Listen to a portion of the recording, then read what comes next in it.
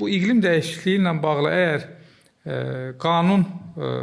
müəyyən qanunlar qüvvəyə minməyə başlasa, çox ciddi həyatımıza çox ciddi müdaxilələr olacaq. Biz hələ də bunun fərqində deyilik. Yəni, bizim gündəlik həyatımız demək olar ki, başdan aşağı yenilənmiş və dəyişmiş olacaq.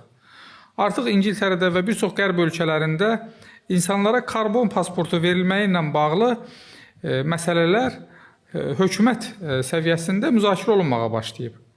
Bu karbon pasportu nədən ibarətdir? Bunun mahiyyətini qısa şəkildə sizə deyim.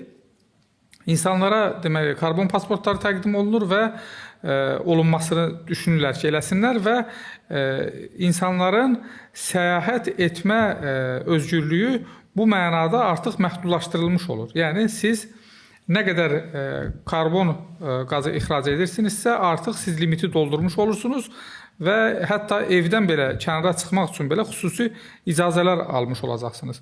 Düşünə bilirsiniz, bu insan həyatı üçün hansı fəlakətlərə səbəb olacaq?